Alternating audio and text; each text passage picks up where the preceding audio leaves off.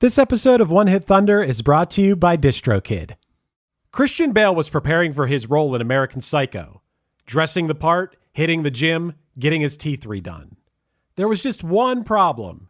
He didn't actually have the part. Leonardo DiCaprio did. What Went Wrong is a podcast dedicated to the idea that every movie is a miracle. Join Lizzie Bassett and Chris Winterbauer every other week as they unearth the chaos and humanity behind Hollywood's biggest flops and most shocking successes. They aren't here to dunk on your favorite films. They're here to celebrate movies. As the New York Times said, they're movie industry people who truly love films and the people who make them. Listen to What Went Wrong wherever you get your podcasts. Hey there, One Hit Thunder listeners. Are you ready to take your music to the next level? Well, get ready to rock because this episode is brought to you by DistroKid, the ultimate digital music distribution service for artists like you. With DistroKid, you can easily upload your songs or albums to online stores and streaming platforms like Spotify, Apple Music, and YouTube Music, reaching fans all around the globe. But that's just the beginning. DistroKid offers a ton of awesome features like Hyperfollow, which helps you promote your releases and get pre-saves on your songs, all for free. But wait, there's more. The DistroKid app is now available on iOS and Android. With the app, you can manage your releases, track your streaming stats, and even withdraw your earnings, all from the palm of your hand. And for those looking to perfect their sound, check out Mixia. This powerful tool allows you to put the finishing touches on your tracks in minutes, ensuring they sound polished and professional every time. But that's not all. DistroKid has just launched a brand new feature called Instant Share, allowing you to easily share large files securely with collaborators, producers, and more. With Instant Share, you can keep your music streaming at the highest quality while making the best impression possible. So what are you waiting for? Elevate your music career today with DistroKid and unlock a world of possibilities. Possibilities that I know all about because I've been using DistroKid for years. It's seriously great. If you haven't used it before, you're going to love it. And One Hit Thunder listeners get an exclusive offer, 30% off your first year with DistroKid by signing up at distrokid.com/VIP/OneHitThunder. That's distrokid.com/VIP/OneHitThunder. Hey, if you're hearing this, then you are subscribed to one of the many Matt Kelly podcasts that exist in the world. Maybe it's Horror Movie Night, maybe it's One Hit Thunder, maybe even it's a defunct show like Before My Time or White People Problems. Either way, I'm here to tell you that I have a new podcast. I know, Stop the Presses, Matt Kelly, new podcast. Can anything stop this man? I'm here because this new show, Christian Cringe, has been a podcast that has definitely been building in my brain for a couple years now. This is going to be hosted by myself and my good friend, Katie Hampton. We both grew up in a very religious lifestyle. One of us has fully stepped away from that. The other one has been kind of 1 foot in, 1 foot out for a long period of time. And the concept of the show is we're just going through old Christian media that we grew up on, TV shows, movies, etc. And our first episode came out today. And on that first episode, we talked about the album Happy Christmas, which was a Christmas punk album. Here's the first 10-15 minutes of the episode for you to enjoy. If you want to hear the full episode, go find Christian Cringe on any podcasting app. Give us a subscribe. I've really been loving some of the episodes that we've recorded so far, and I'm really, really excited for people to dive in this, whether they grew up with this content or not. I think they're going to have a ton of fun with it. Thanks. When you think about businesses that are selling through the roof, like Aloe or Allbirds, sure, you think about a great product, a cool brand, and great marketing. But an often overlooked secret is actually the businesses behind the business, making selling, and for shoppers, buying, simple. For millions of businesses, that business is Shopify. Nobody does online business better than Shopify. It's home of Shop Pay, the #1 checkout in the world. You can use it to boost conversions up to 50%, meaning way less carts going abandoned and way more sales going through to checkout. Sign up for your $1 per month trial period at shopify.com/income, all lowercase. Go to shopify.com/income to upgrade your selling today. That's shopify.com/income. We have one more act for you this evening. I don't even need to say his name. Mr. Bob Dylan. A Complete Unknown is now a Golden Globe and Critics' Choice nominee for Best Picture. Bobby, what do you want to be? Whatever it is they don't want me to be. Timothée Chalamet astonishes as Bob Dylan in one of the best performances of the year. Through the bums of dime in your prime. And critics rave Edward Norton is absolutely fantastic. 70,000 people are here, and Bobby is the reason for it. This Christmas, They just want me singing Blowing in the Wind for the rest of my life. don't miss the movie critics are hailing 5 stars. Today on your It's pure cinematic magic. Turn it down. play loud. And named to AFI and the National Board of Review's top 10 films of the year. Make some noise, BD. Track some mud on the carpet. A Complete Unknown. Only in theaters Christmas Day. Rated R. Under 17, not admitted without parent. Looking for a pickup truck to get just about anything done? Look no further. The Chevy Silverado EV isn't just the most powerful Silverado ever, with next-level towing capability and technology. It also offers game-changing versatility with the available multi-flex midgate and tailgate, which means Silverado EV helps you carry large, bulky, and oddly shaped items up to nearly 11 feet in length. Chevrolet. Together, let's drive. Visit Chevrolet.com to learn more.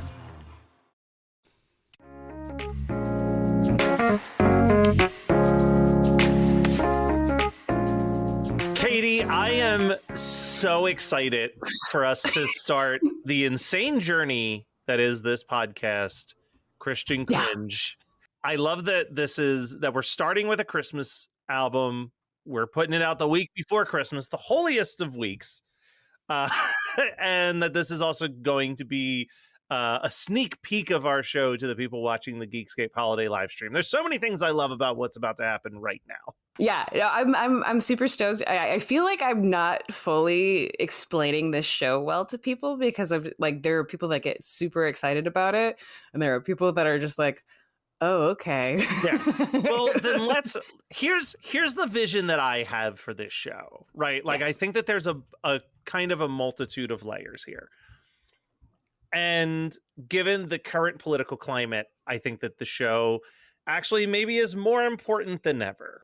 And that's the sense I was getting the last time we recorded our very first episode. Yeah. Or the very first initiation. Yeah. You'll hear it next week, podcast subscribers. But the goal that I saw with this was I think that there is a interesting divide, horrifying, but interesting, where there is these two branches of Christianity right now, where there's the branch that actually takes to heart the teachings of Jesus and the call to be good people. And then there's the white Christian nationalist movement, which is pretty much the antithesis of everything that Jesus was supposed to teach us. What I think is unique is that we're coming from this as you being someone who went to a Christian college. I don't know if you were going to a Christian college with the intent of being a preacher or not, or just that you wanted to stay close to Christianity and we're like, oh, I'm going to a Christian arts college. And someone like me who actually at one point did want to be a youth pastor, That's right. Up until maybe my junior year of high school, I really was I'm going to be a filmmaker / youth pastor. That was was the goal. And I'd say that both of us have strayed from those goals. Very much so. Mine has strayed a little bit back onto that path in a very wobbly kind of way, while yours is continue to go in your own path. And my goal with this show is that I want people to be able to hear. I guess what I'm trying to get at is we're going to be analyzing the content that was a giant chunk of our growth at that time in the mid 90s into the mid to late 2000s. That's going to be our real bread and butter. We'll absolutely look at stuff newer and stuff older than that. But I think that 94 to 2008 is definitely going to be our main area of expertise that we're going to be playing with. And I think that there's a couple elements, right? I think it'll be fascinating to look at this and be like, did this push people to the bad stuff? Right. Right. What was the end goal for them, and what was the end result from their art? Exactly. And I think this is what intrigued me the most about this, because look, I grew up very Christian. I was very much in the church. I was in a Presbyterian church, so Frozen Chosen. It was closest thing to Catholic in Arizona. I was very much bought and paid for by the blood of Christ back in the day. Like I was full on DC Talk Jesus freak. I was, youth counselor. I did mission trips, all the whole 9 yards. Went to college, to a Christian college. Mostly, I went to a Christian college, A, because it was a school I got into very easily. Yeah. B, my sister went there and I needed some familiarity because I was very scared of the whole new world. C, it was in California where I wanted to go and try this acting thing out. Okay. And it was a liberal arts college on top of being a Christian college. So I figured it's that not was even the most bad of the Christian colleges you could go to in the grand scheme. It's actually very shunned in the Christian community because there's dancing on campus. What? And yeah, there's like what live the music. What are they trying to do over there? 100%. No, I remember, and I have so many different, there are many stories to why my view of especially American Christianity has changed, and my relationship with Christianity has very much diverted. One of them being that when I was in college at APU, I had two roommates who fell in love with each other, and that was very much against all rules and regulations, then they could have been kicked out had they revealed themselves earlier on in their whole educational career. Seeing how a lot of that kind of panned out and seeing how some of the art that came from all of this stuff, I realized how much I was indoctrinated and how there are some things that I'm like, oh, I really love this. So I don't want to prompt the audience to believe that I'm just going to be here hating on everything. I probably will hate on a lot of things because there's been a lot of growth and a lot of therapy in my life, which I think has helped me become a little bit more of a wider open view, that a lot of some of this content had kind of skewed me into a narrower side of things. And when faced with reality and with real situations and real people with real circumstances that had very realistic consequences, that's what made me divert away. And I think what'll be interesting is we're looking to have a plethora of guests on this show. And the guests I want primarily on our show is going to be a mix of either one of three categories, right?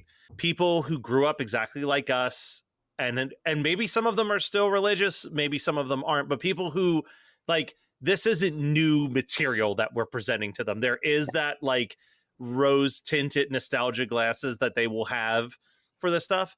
I also want people who have never even touched this stuff. Yeah. But I want them to come in it as unbiased as possible to bring in a metalhead to listen to Christian metal and give us their honest opinion on is this good? Take the lyrics out of it, just sonically, are they good musicians or not?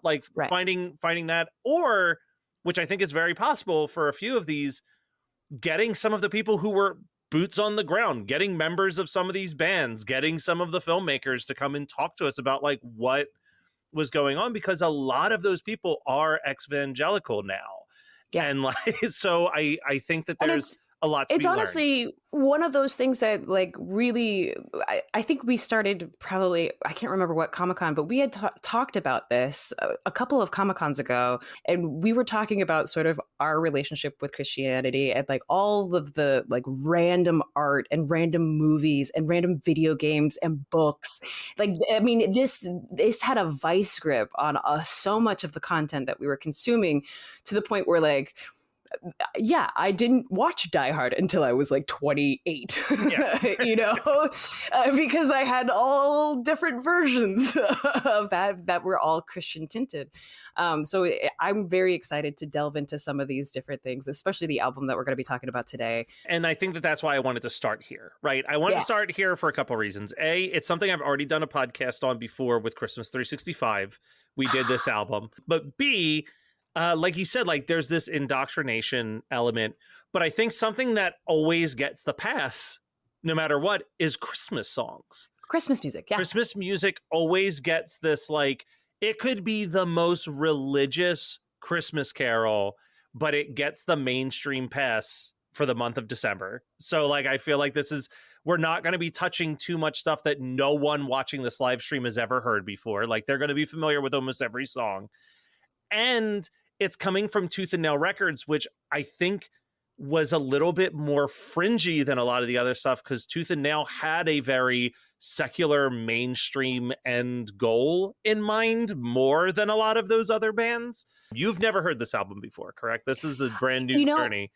I mean, it was when you sent me the album and I saw the art, I was like, this is so familiar, but like it's sort of like deep recesses of my mind. And like some of the songs I was like, oh, wait, this band. So there was a lot of like faint memories that didn't fully form, and I don't know where they were coming from. But I think I've heard this album before, because I guarantee you, any of the youth groups that I went to, and I went to multiple as a they had to have been playing this in December. This was the go-to December album. Because it was like nouveau, it was more poppy, it was more of the like new wave of music of the sort of early 2000s, late 90s styles. And a lot of ska, too. Boy, is it. All right, so let's dive in. I think the way that we're going to do this is I wrote down a couple quick notes about the song and the artist, and then I asked you to write your first thoughts on the songs, and we'll discuss. And this album starts off, track 1, Joy to the World, covered by the OC Supertones. Joy to the World is an English Christmas carol written by minister and hymnist Isaac Watts in 1719. But the version that most of us know is based off an arrangement from 1848. And the lyrics are an interpretation of Psalm 98 and Genesis 3. In North America, it is the most published Christmas hymn. This version of the song asks, yeah, but what if it was ska? Enter the OC Supertones, a band that was formed in 1991 under the name Saved. They tried to get signed by Tooth and Nail Records for many, many years, but got declined repeatedly until they changed their name. And I wrote down a little snide comment that this also was right around the time that MXPX left the label, so it might be arguable that they were desperately trying to find the next MXPX with this signing. And this particular cover would come out just around the exact same time as their second album and their biggest album, Supertones Strike Back. So, Katie, I have to ask, A, what is your experience with the Supertones? And B, what are your thoughts on their version of Joy to the World? You know, this was one of those bands that I was like, wait, I know this band, because this was definitely one of those bands that you would play in like the bus going to like Christian camp. Yeah. Or like playing like, you know, as everybody was gathering for worship or whatever. But this it brought back some like odd memories that I was just like, wait, where did I hear this song? And I like faintly remember being like in a Baptist church hearing this song, and I was just like, oh yeah. And, like, I think a lot of this stuff was also played. So at Azusa Pacific, the college that I went to, you had to go to chapel 3 times a week. So it was live music, it was a live preacher, and it was usually televised. That kind of stuff. Yeah. So like my closest, I guess, experience with like a big church type of mentality. And these were the kinds of songs that they would play before the worship got started. Love it. And like honestly, I feel like it was Christian ska that got me into ska. Oh, I mean, there's definitely they were so close together in my discovery of that genre of music. It's a real chicken and egg. I genuinely don't know which I found first, but boy, did that genre work for me. And I think the Supertones, I think this is a very fun version of what is usually a fairly dull Christmas song to me. They have a good time with it. Yeah, it's way more up tempo. It's got a lot of horns. Horns aplenty on this one. And it's fun. It's a fun version. It's definitely one of those that I feel like in the back recesses of my mind, I was like, oh, this is when I was like, oh, you can make like slow, trudgy worship music a little bit more fun. Well, this was right around when a group and album that we will certainly cover in the near future, the Insiders, had the Scalleluja albums where they would just my God, what? That name. Holy shit. Next up, we have Winter Wonderland by Joy Electric. Winter Wonderland is a song written in 1934 by Felix Bernard. Due to its seasonal theme, it's often regarded as a Christmas song in the Northern Hemisphere. Since its original recording by Richard Hamper, it has been covered by over 200 different artists, and its lyrics are about a couple's romance during the winter season. This cover is by Joy Electric, which was a brand label for a series of electro and synth pop productions from Ronnie Martin. Martin began producing under the Joy Electric moniker in 1994 after the demise of his previous band, Dance House Children. This recording would have been around the time of his third and probably the breakthrough album for Joy Electric, Robot Rock. I've seen Joy Electric live at many a Christian music festival in my youth, and it was always kind of interesting to see because it's just one guy who would go on stage and he'd have synthesizers all over the place and a loop pedal, and he would create the songs in front of you with the loop pedal.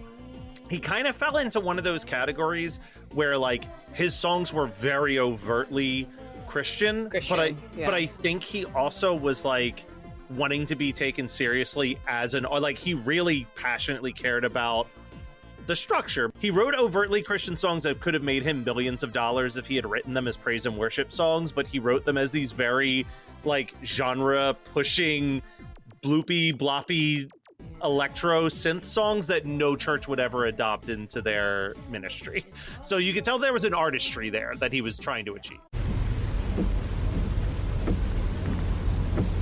This is the sound of your ride home with Dad after he caught you vaping.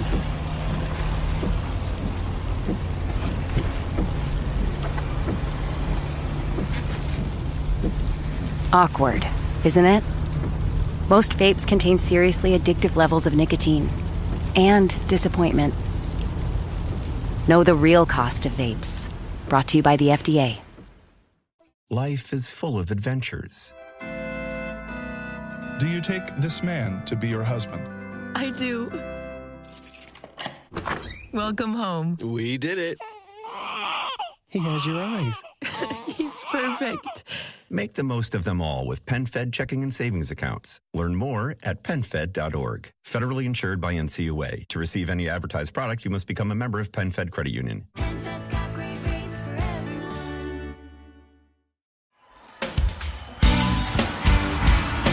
Hello, everybody. I'm Bruce. And I'm Nolan. And this is the Corner of Gray Street podcast. As longtime Dave Matthews Band fans, we set out to create a podcast to dive deep into the past, present, and future of DMB. Not only do we recap and review shows within an ongoing tour, but we revisit past shows from throughout the band's history, conduct interviews with a wide variety of guests with ties to DMB, and create unique and exclusive content like our Concerts on the Corner series. Whether you're a fan of the band or just a fan of great music, we think you'll find something you'll enjoy. We can't wait to see you on The Corner of Gray Street.